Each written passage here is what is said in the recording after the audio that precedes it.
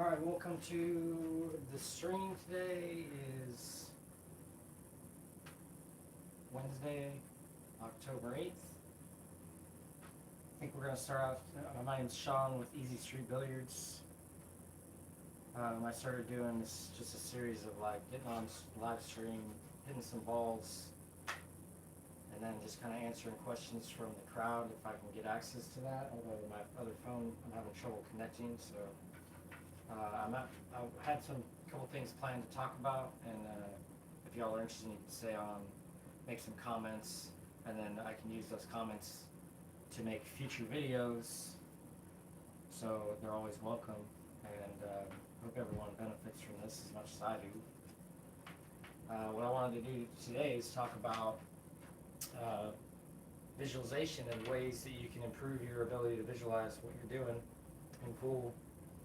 I think there's three different main ways to do visualization, either through your like senses, which would be mostly your vision. I think as most people use their vision to see what's happening, but also your sense of sound and sense of touch, the way the cue feels in your hand, the way that the cue ball sounds, all the sounds that are happening, and then all the visual stuff that's happening are all different ways that you can connect to the game to enhance your ability to execute a shot just through your visualization ability and your imagination. I think that just by grabbing the ball in your hand and feeling it, and now you put it down, and then you feel the weight of it in your hand, the friction of it, the relative smoothness of it. You can look at it, and now when you can visualize that, now that's just level one, where it's like, well, this is the ball that we're playing with. We need to know what it feels like, what it looks like, the heft of it, and then if you hit another ball, it makes a sound, right? The thinner the hit of the sound makes it a little bit different sound. And if you really watch the balls, they do a little bit of gripping, but that's based kind of on the feel of it. The smoother they are, the less friction there's going to be. And looking at the rails, you can feel the rail and the texture of the rail. You bounce the ball off of it, and you can see the bounce. You just see the bounce and how the sound of the rail hitting, the feel of that shot in your hand, and then when you're not doing it, now you can just feel it and visualize it and what it looks like to do that, so that now, like on that same kind of 5-ball shot, I can see the ball going to the hole, and I can visualize the cue ball going to the spot where I need to hit and the spin that's on it, so that I can then make this ball without necessarily like doing the calculation of, maybe the midpoint, the parallel shift system where you go to here and then shift over, and then that's your real line. If you use a visualization system, you can just see, well, if the ball goes in here, and obviously it's going to roll straight, where does it have to hit over here? And then what's the reaction going to be like? Because if you hit it harder, it's going to come off shorter. So even though you may have the true line here, that's not the full effects of what's going to happen. This is only the perfect situation off of this rail. But the thing is this rail has an extra level of physics to it that's not incorporated into the system here. And if you try to visualize it, you'll see all those intricacies. You might not even be able to explain or know the name of the effect of it as a physics term, but you can see it happening. That's what's important. You just get down and then just try to replicate as best you can exactly what you felt like it was going to feel like. And then every shot you shoot, now what you got to do to really get a clear imagination is you got to have a clear picture of exactly what you want to do. Say for this shot, I'm going to try to play to this spot on the cloth. So like the way the ball is going to move here is it's going to go into the rail, roughly here, and I'm going to need to put a little bit of maybe a little bit of left English to get to this spot. It's almost just a stun with a little bit extra low to get just a touch of draw, or I could try to play it with left English as well. And that basically is because what I'm doing is visualizing the ball going to here, hitting here, and coming out kind of in reverse. And I'm like, well, what English is required to make it go here? And then I'm like, okay, well, then you're backing up even further in the imagination of the shot happening. Well, it had to hit here and be spinning a certain way, and then now, okay, well, in between here and here, there's friction, so that's where the cue ball is getting action on the bottom of it, slowing it down slightly, and removing the backspin that I've applied, so that by the time it gets to this ball, it only has a certain amount of backspin on it, or not at all. Ideally, the exact amount that I would like, that I'm imagining. So if I can imagine the condition of the cue ball here, as far as the spin and speed of it, obviously it comes in at this angle, but there's going to be energy going into the rail and back out here. Ideally, I know how much that is, and then I can then connect to the exact strike on the cue ball and the line that I need to do to make that happen.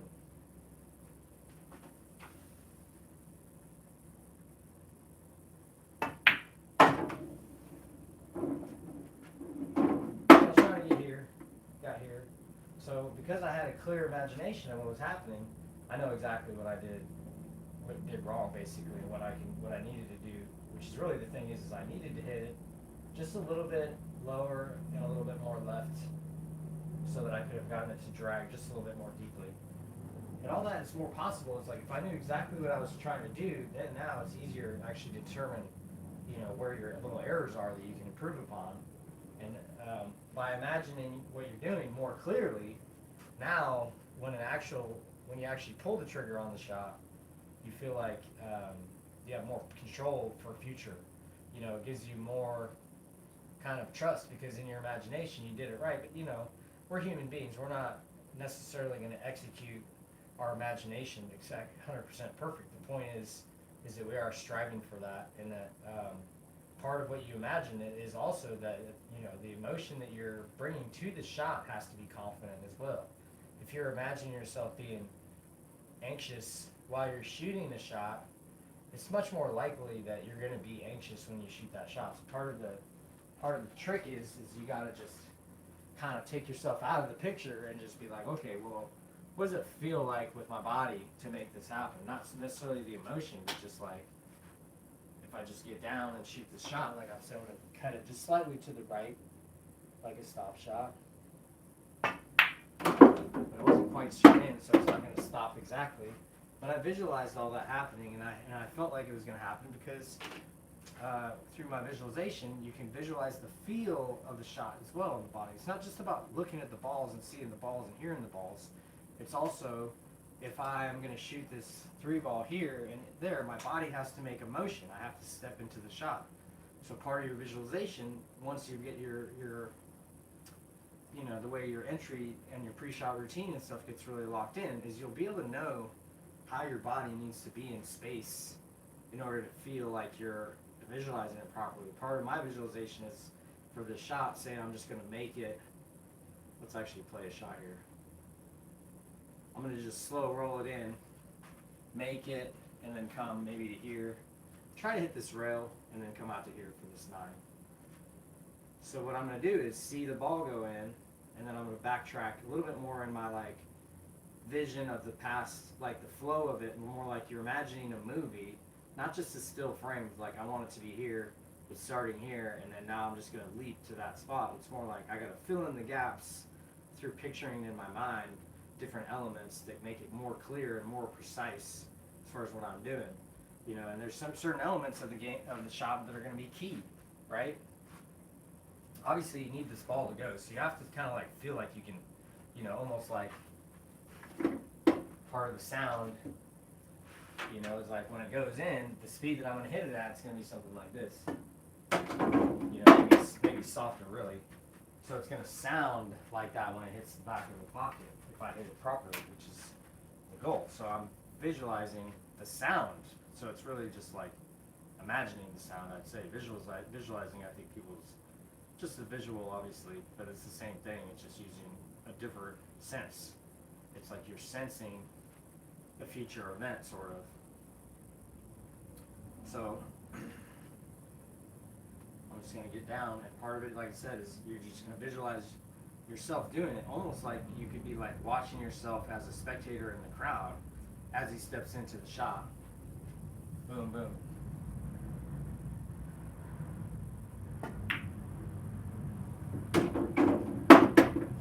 Pretty much the way I wanted to, so I'm pretty happy about that.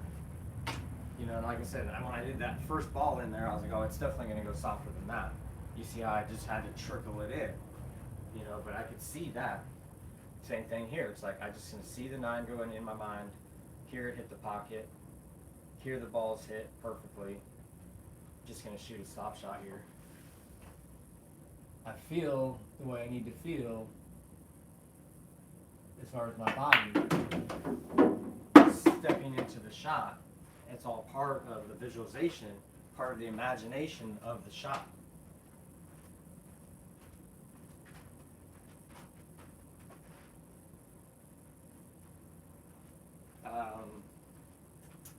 Let me see if I can get onto the comments here, see if there's anybody's on. Can't really see.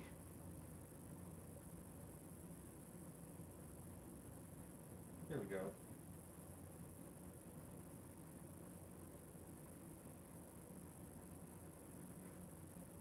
Oh dang, I can't sign into my account here.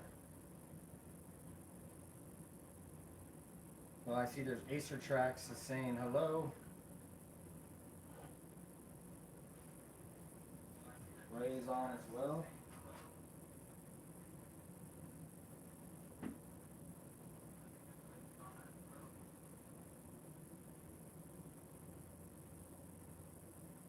If you guys have anything you want me to talk about, that was pretty much it. I was going to talk a lot about visualization and using your imagination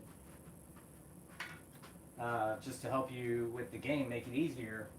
You know, there's this the systems and all that stuff. Like I've always believed, after a certain point, I'm like, you know, the system itself is just an aid in visualization, an aid in helping you see what you're about to do and feel what you're about to do, and give you confidence that what you're feeling like is going to happen is actually what's going to happen.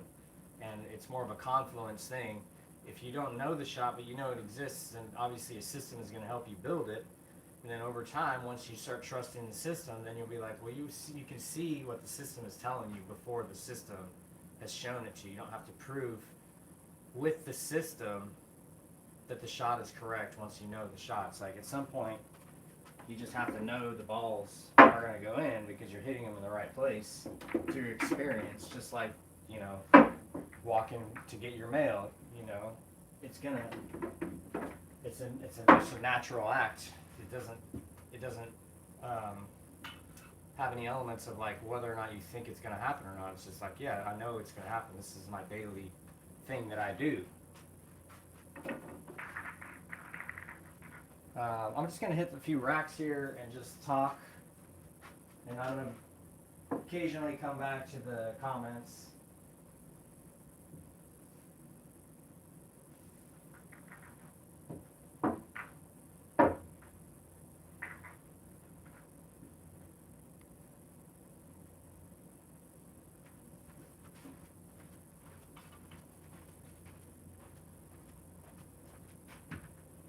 Alright, how does the stroke swing feel in visualization? Do you air stroke?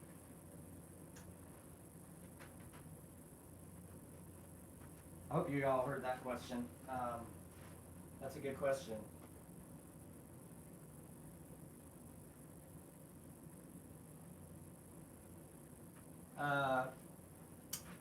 I don't, as far as the air stroke, answering that question,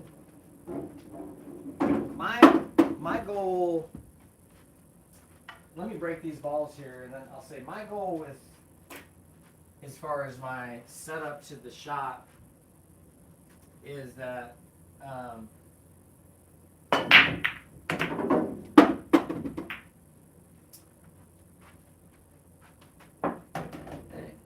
this isn't very good. Let's move it over here.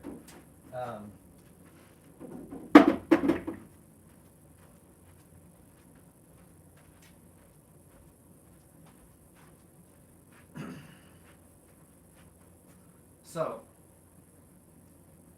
my opinion is that on shots that you're really familiar with, you shouldn't be deviating with your pre-shot routine, meaning the setup to how you get down on the shot and all that should be pretty much the same. So I think that on a shot like this is a little bit challenging. I'm just going to move it for a second. For instance, if I was like right here, I wouldn't necessarily like feel like this is such a weird shot, because all I'm going to try to do is punch over to like this spot. But for being down here, it's a little bit more challenging. Like the cueing is a little bit not the way I want, right? Because I'm on the rail here. If I was like able to be here and then now my cueing would be a little bit more normal. I think that as I'm starting to like talk about this more, I realize that when your cueing is a little bit awkward, your bridging is awkward and all that, then you might want to get down and like test it. I see pros doing that too. They'll like test it, and then now like maybe now I'll come back down and really like know what I'm doing. But I think that over time, even shots like this get to be routine enough to where you can use the same pre-shot routine, not deviate from that. And I would say for myself, my goal before I move into the shot is to be perfectly still. So I will just try to use my complete imagination. I feel like by doing air strokes, you're like partly using the feel of the now, what you feel like now, and then trying to connect that to what you're about to do versus just using your imagination to do the exact same activity. And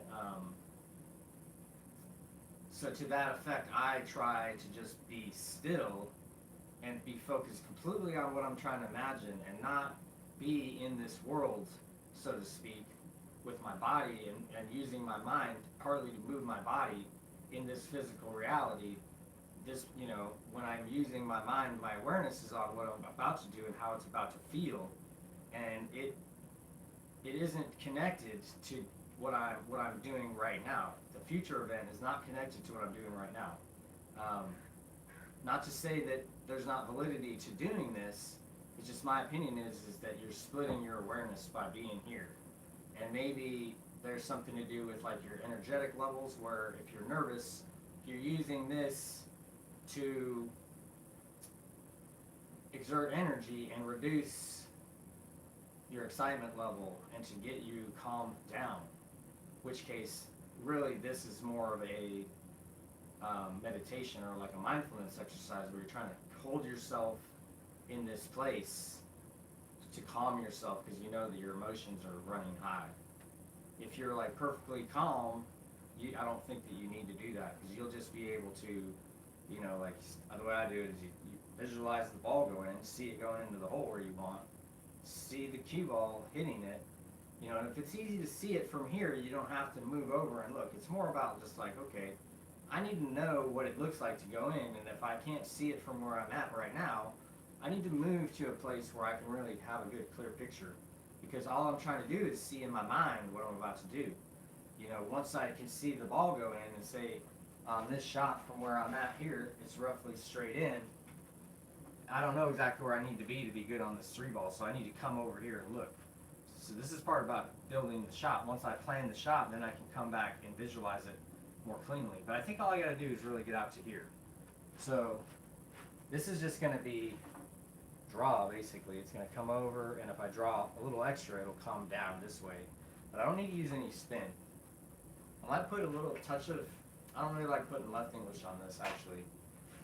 With this elevated on this rail, I can see it massing, so I'm gonna try to just cue, just straight load. And all that's just through kind of visualizing doing it. Like watching it here and seeing, okay, well, if the cue ball is gonna hit and go to that spot, what was the cueing necessary to make it get to there? That's part of the visualization that you're building the whole time. So once I've seen that, then I can just enter into the shot.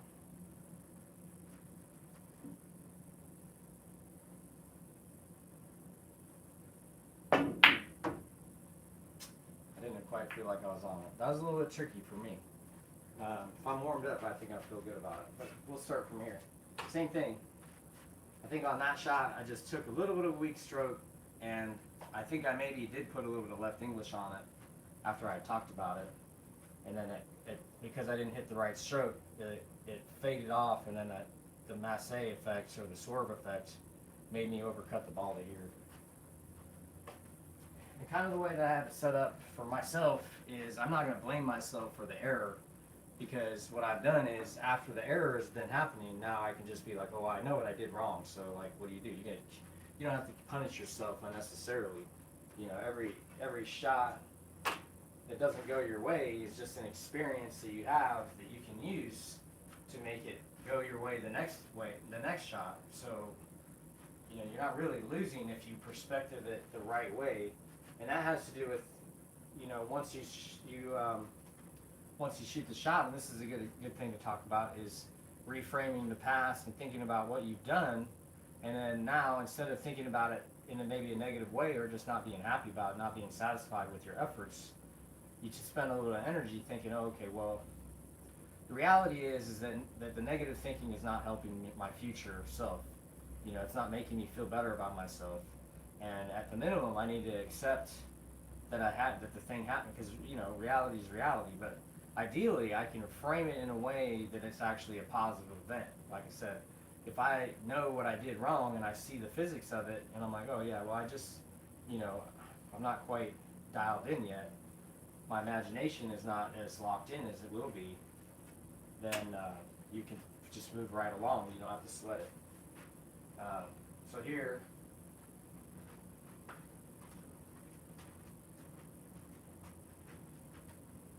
yeah, I like playing to come out for the 4, although just playing, yeah, well, let's just do something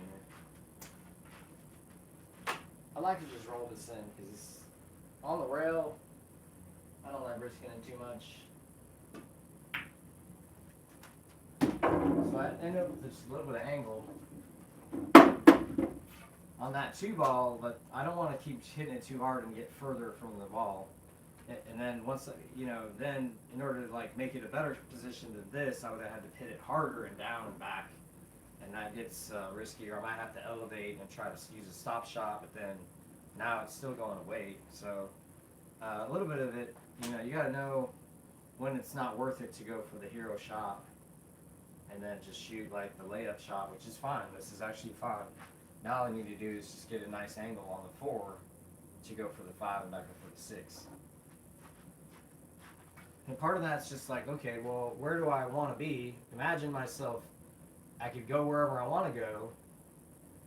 Then where do I want to be for the cue ball to be for the 4 to the 5? And then you just pick a spot that looks like a nice spot, and then you come over here, and you're like, oh, how possible is that? So what I do, you know, is I imagine the ball stunning and then naturally coming on the line of the stun line. I'm like, well, okay, well, it goes right through the middle. So I'm like, well, if I stop it like right here, you know, then now all I have to do is shoot this straight low ball, let the friction remove the draw till you have a sliding ball here, and then it hits and comes perfectly to that spot. You know, and if I want to put a touch of left English on it, I can, but I have to incorporate that into my vision, so I'm going to do that right now. I like a little bit of left here. I feel like it makes the ball easy to make.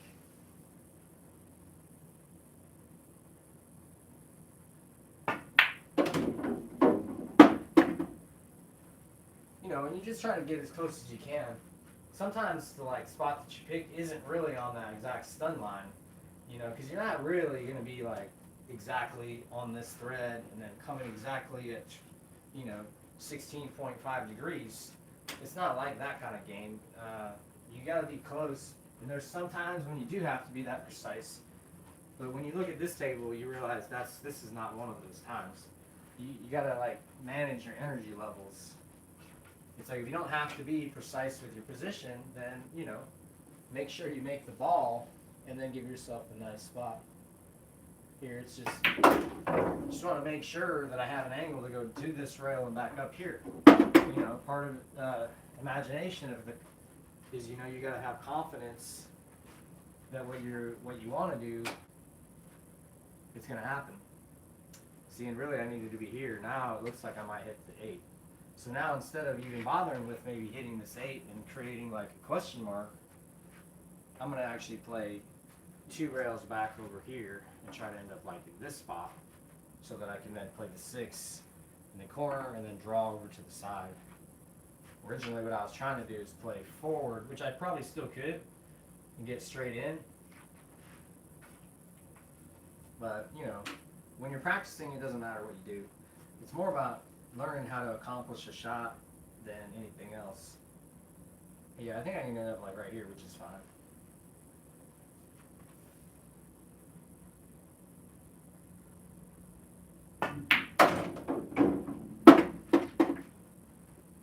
Yeah, so I was playing for here.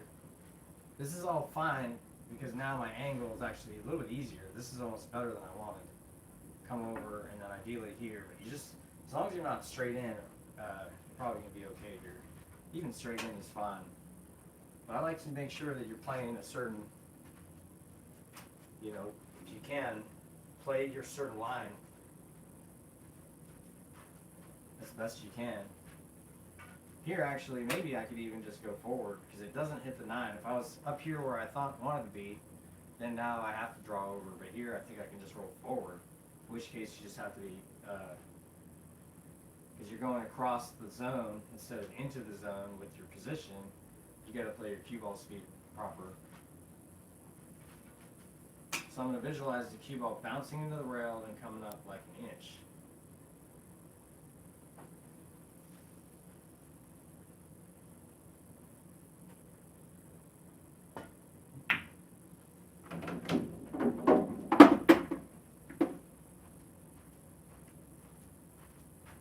Yeah, because I wanted to get just a little of an angle. Had I left it a little bit higher, now what I like to do here is just draw to this spot right here. This is just low and a touch of left. The reason why I like doing that shot is because if you hit it and you draw it a little bit less, then you still come up with a good angle.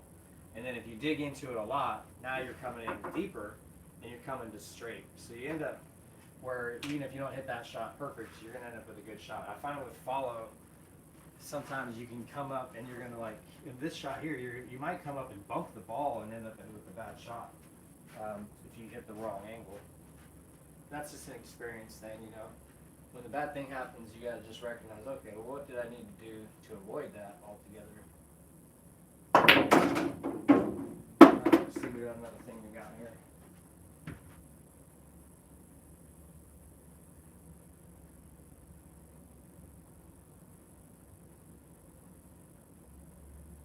All right. When you visualize, here I'm going to come over here.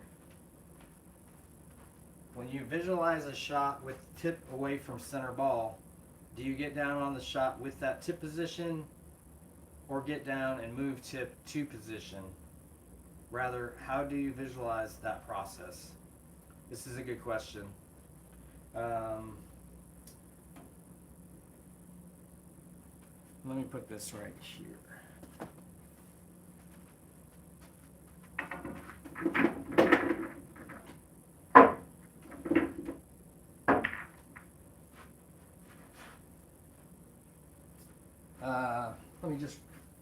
We'll run a rack out and I'll just work on that at this moment.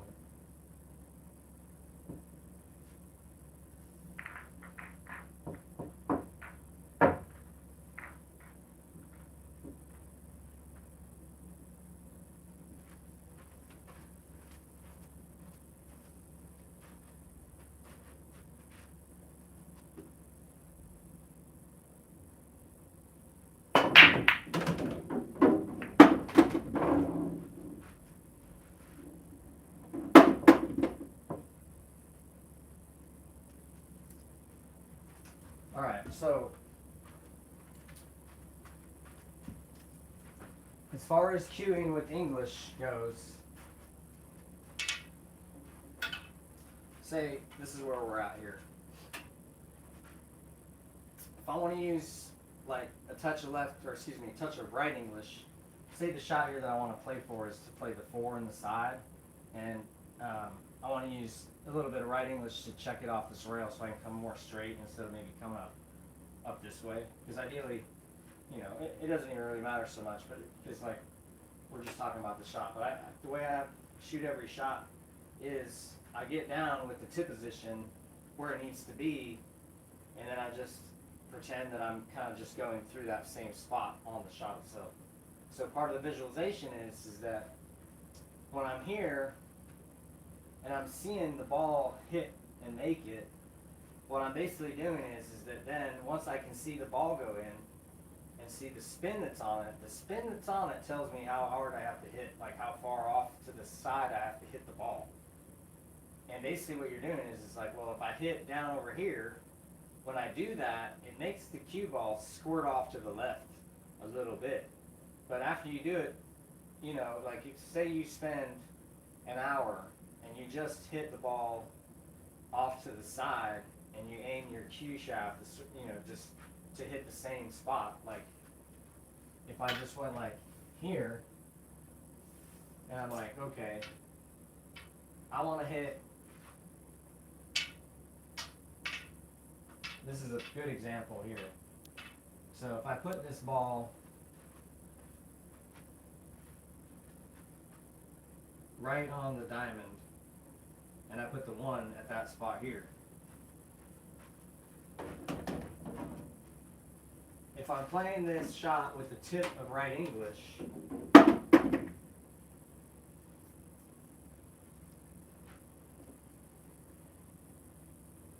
how can I make it hit this spot exactly to be in that position where it's basically going straight into the rail from where it's at right now? Because I could do it, obviously you can just hit it straight to do that. You know, and that's roughly, I wasn't trying to hit the 1, I was trying to hit just above it so it wouldn't move.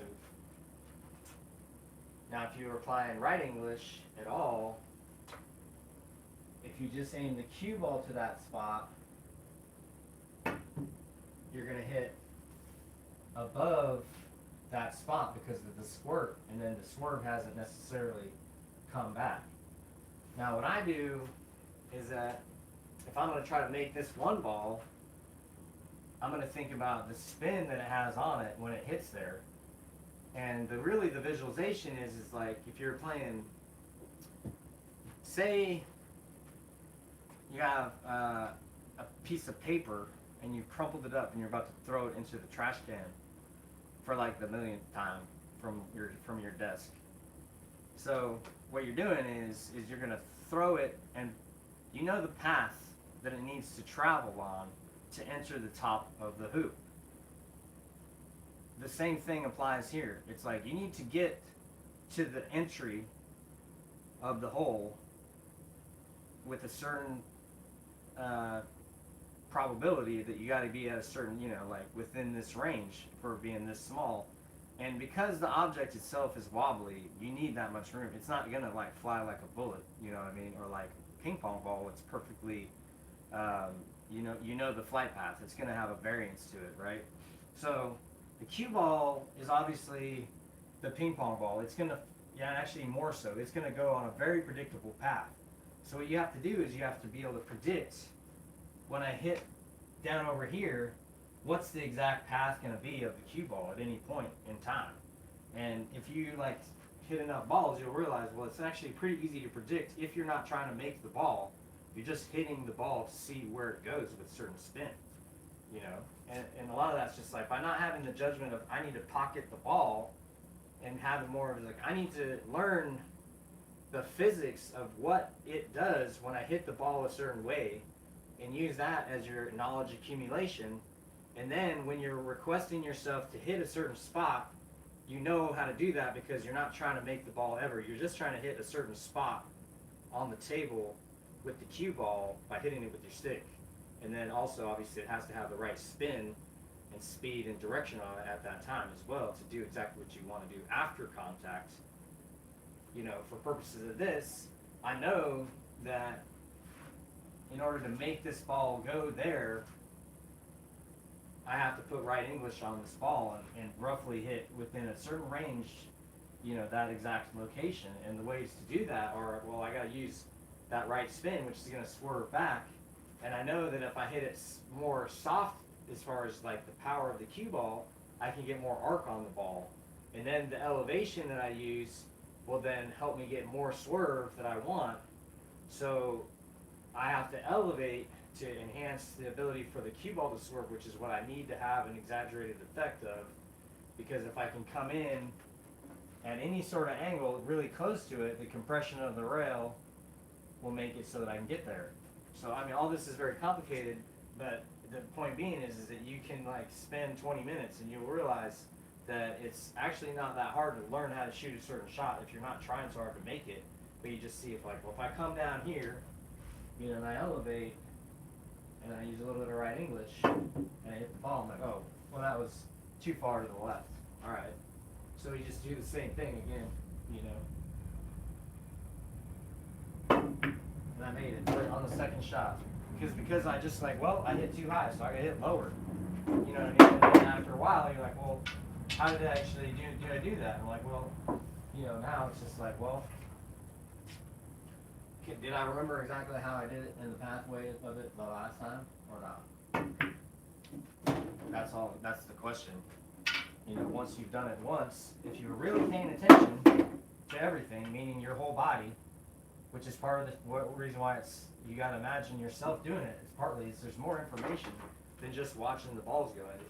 You have to connect where your body is, what your body is doing, what you're doing with your body to what happens, so that you can then use your body's motion to tell you what's going to happen instead of having to try to create. You know, that time I felt a little bit off, and it was.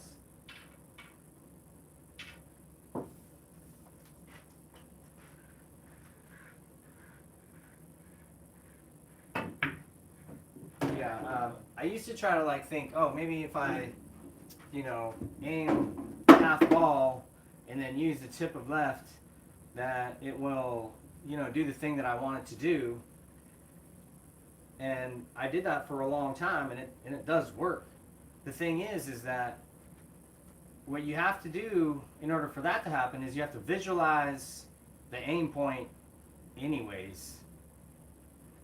And then you're using your like mathematical knowledge and experience to tell you, okay, well, if it's 1.5 feet away and I'm using XYZ power and I'm using 1.3 whatever tips of English here on this cloth, on this table, with these environmental conditions, that it's going to exactly within, you know, a couple of millimeters of error do exactly what I think it's going to do based off of the error that's accumulating on top of a thing that has to be visualized in the first place.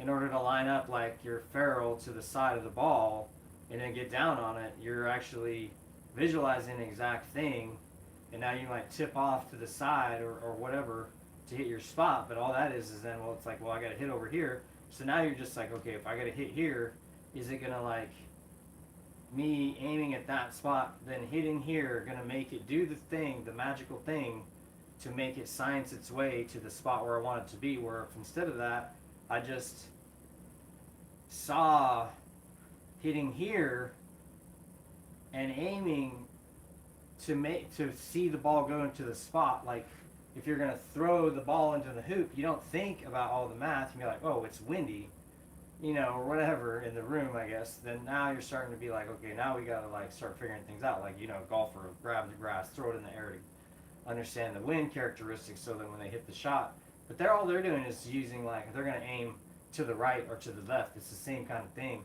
You have room for error in pools like that too, where it's like, well, if I feel like I'm way too off on this side, and then I feel like I'm way too off on the other side, then you just get in the middle somewhere, and then you, over time, you realize that you can narrow down where you feel like you're definitely off on both sides to a point where you're like, okay, well, this is in the range. Hopefully my like precision level and my visualization leads me to that place, but really it's just repetitions, because each table is different. So you can't just like be like, okay, well, I can use, you know, on this shot, you know, if I'm going to use high right English and try to come 3 rails back around, I don't see a system here that makes a lot of sense to where I could hit it exactly the same way with a degree of certainty on this table versus a bar table, in my opinion, is you just got to play each table like it's just like, what do I need to do on this table to do it? You know. So to ask me like, well, how much English did you use there? I'm like, well, I just queued up the way I thought I had to make it happen, right? And I couldn't, on that shot itself, I was actually playing more follow. I got more spin on it, and I was trying to play down here lower and maybe come in here. So you guys know, you don't have to hit it as accurate as you think. It's more about like being within the range, if that makes sense. All right, what do we got here?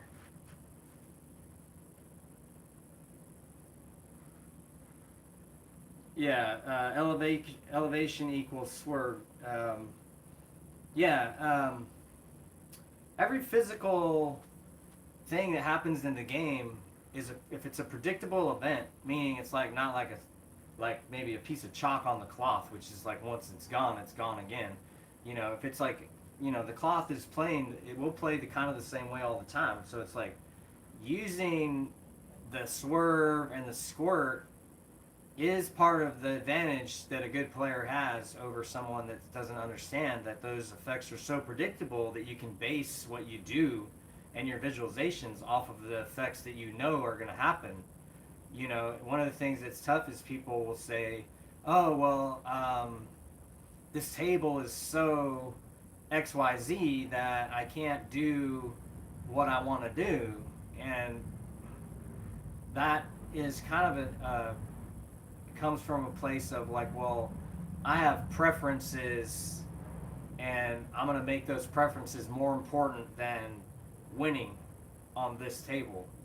You know, my opinion is that if there's a shot that you can't shoot on a table because the physics won't allow it, then now you just have to find another shot, and that shot is now the right shot. Whatever you thought was the right shot, obviously was not, because you wouldn't be in a conflict if it was the correct shot. You know, even if you don't make the ball, you know, if you get down on it with, you know, the best positivity that you can and be like, this is the best shot for me right now at this moment, and I have reasons for that. And a lot of those reasons are just feel in your heart, if that makes sense. It's like, I felt like it was the right shot. I felt like I was in the right place, you know, and I knew that after I shot the shot, whatever happened, I would learn the information that I needed to know, you know what I mean? But yeah, the swerve is a predictable effect. I mean, when you're playing shots, you know, like this ball is just barely off the rail, you know, and you're here like this, you know, this is a makeable shot if you understand how the swerve works.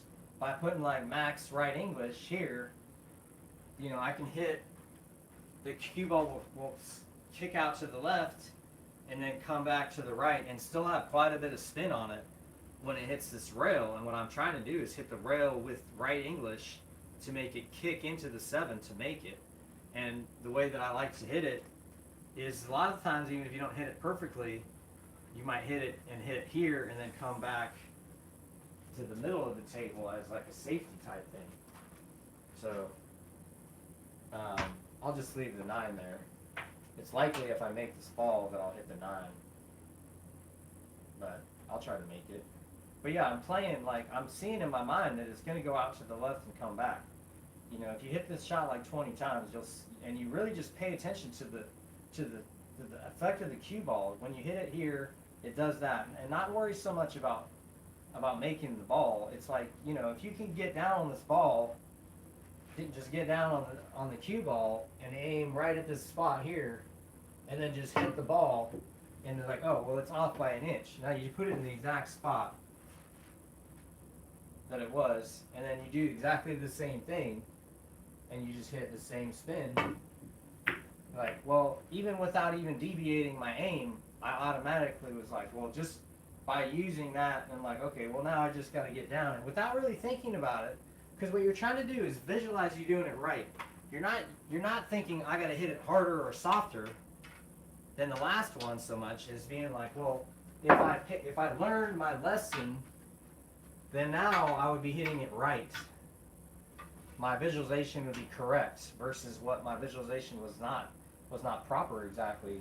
On the first one, I hit it too far off to the left, right? And then as you keep hitting them, you should just get more accurate without trying a different tactic, if that makes sense. It's just, you just keep hitting it, and your body sees what you're doing, and then if your body sees that, now it's like when I'm asking myself to hit this in and scratch in the corner pocket, there's a certain spot that you have to hit on the cue ball to make this happen.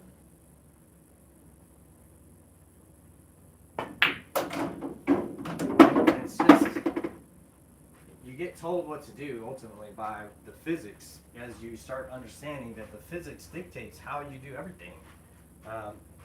Gravity, all that stuff is here all the time, and it's not going anywhere. And once you start really getting deeper into seeing the cloth, understanding the effects of it, get your stroke consistent enough to do it often, to do repeatable actions,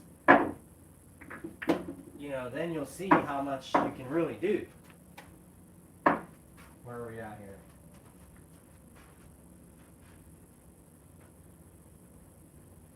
Alright, well, I got 10 more minutes on the string. I'm going to rack a set of balls up and see if we can break and run a rack here for you guys.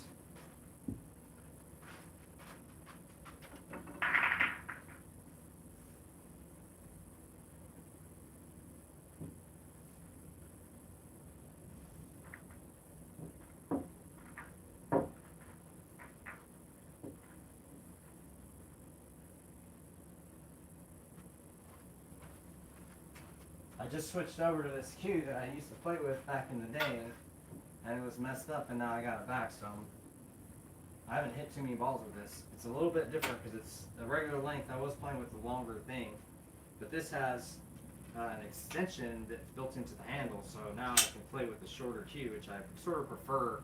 The stiffness, I don't know exactly how to explain it. It's like the harmony, I like a little bit better, although the other cue that I was playing with, I liked it too, but this is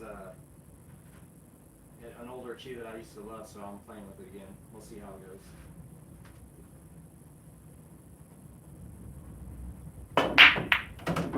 It does have the same shaft, so it's not like it's that much different. So here,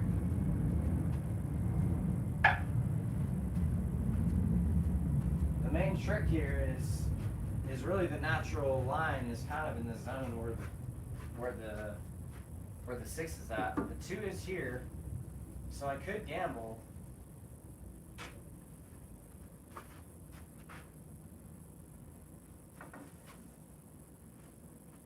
Yeah, maybe. I think, it looks like I can play it behind and then back to here, so I'm just going to play it as though it does happen. Yeah, it looks like it does.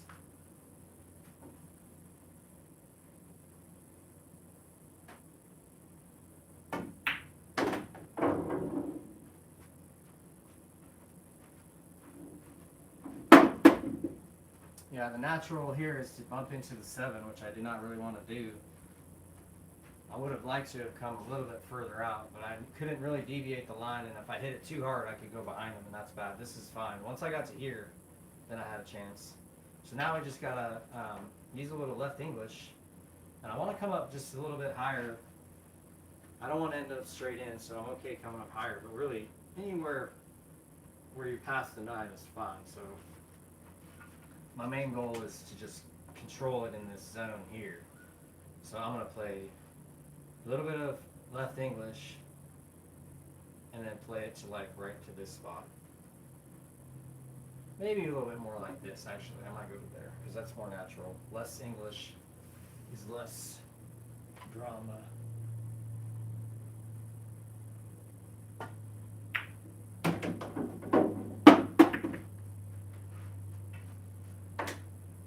Now here, I just come up, back to relatively straight in.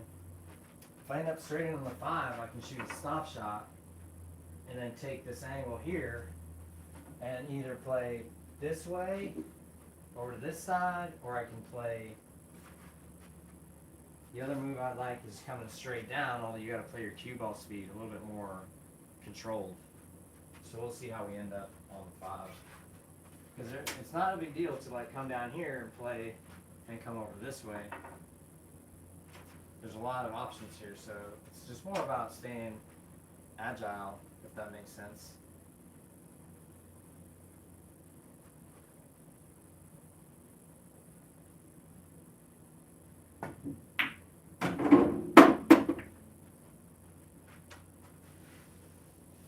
Oh, that was weird. Made a little bit of a weird roll sound. Okay. So now we got in a spot where I'm going into the rail. So what I need to do is, instead of like trying to punch and come across, I'm just going to roll down. Maybe I can roll down here. Maybe I'll stay above it. Now that I've been, see, I went down there to look to see what I like now. Now that I'm here, I'm just going to punch it out and come out.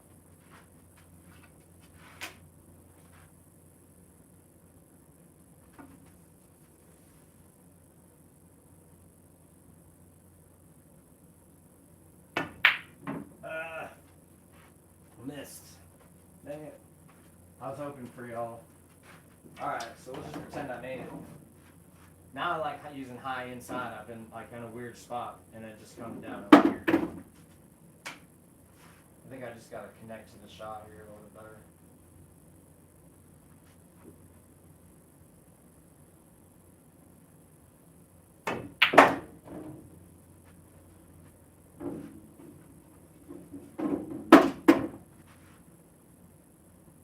Yeah, now I can dig really deep and come straight at it and then shoot the 8 in the side.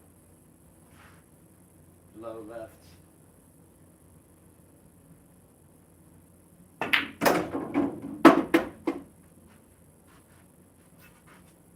In the side and then one rail across, roughly straight in.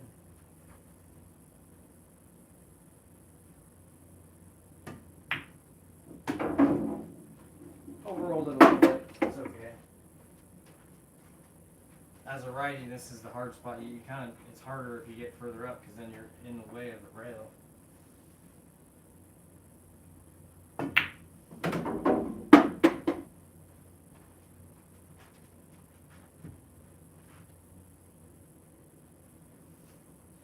Yeah, less English is less drama, for sure.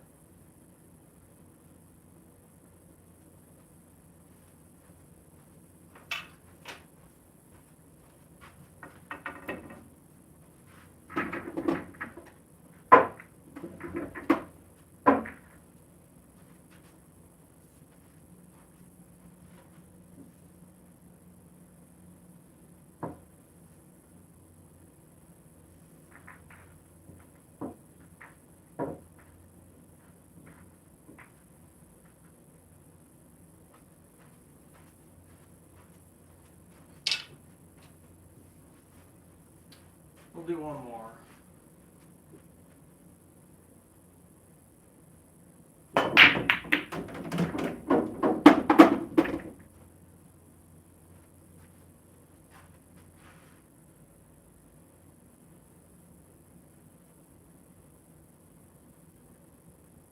Jeez. Let's try it. So what I'm going to do on this shot is I'm going to play it and try to spin it. Really, I'm going to put low, well, it's actually more just right English, and I'm going to hit it full and try to throw the one to the left. And one of the extra things that happens with the gearing of the shot is that it's going to apply left English to the one, which is going to, I need the left English to be applied so that it swerves and makes it into the hole. Because it doesn't really look like it goes, but if you play all the effects and you hit the slow speed, it should happen. And then the 2's right there, so it makes sense to try it.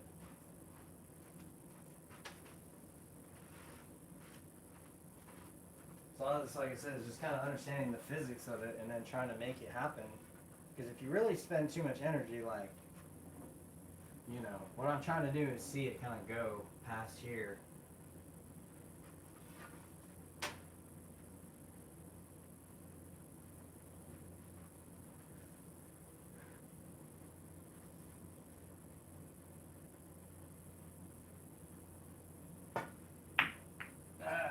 much turn. Dang. I was hoping, obviously for probably a tournament match, I wouldn't even bother with that. Play a little safety.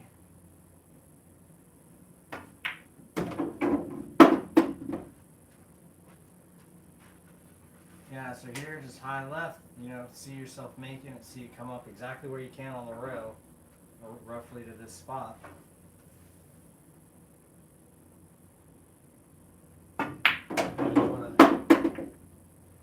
want to feel your hand with your visualization, whether or not you're, I mean, I could see you doing like pretending you're hitting it here and then getting down and using a similar stroke, or really ideally the same stroke to do the shot. I mean, that makes a lot of sense.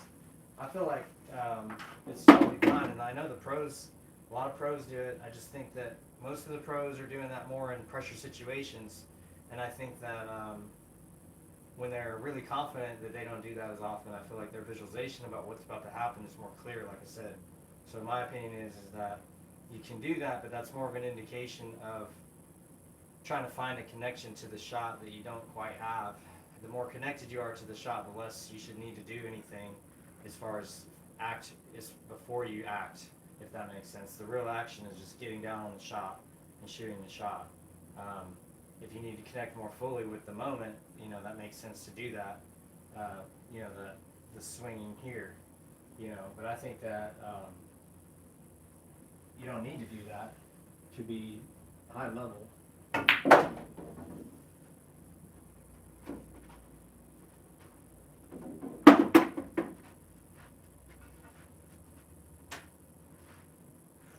What do we do here? So here, I'm just going to draw out and try to get back to straight in.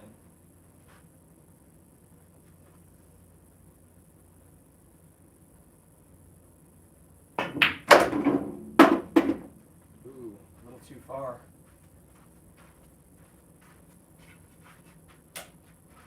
So like trickling this in the side, this is a good example. The way I look at this shot is when I hit it, it has to fall in. You can't really shoot it into this rail and make it go. You have to like hit it to the lip and have it trickle in. So when I visualize the shot, I'm visualizing it trickling in, right? And like how softly does it have to be struck to make that happen, right? And you're like, okay, well if I hit the cue ball that softly into it, what's the throw look like? What's all that look like? You know what I mean? So that then when I come here, I can see it. I can see it trickling into the hole. Hit it too full, right? And but you got it. That shot is really thin. You know, if you play it, you can't just hit it into the rail. You gotta like play it to get to the lip and then have it fall. And that's part of the visualization. All right, guys, that's the hour. Hope y'all have a good one. Take it easy.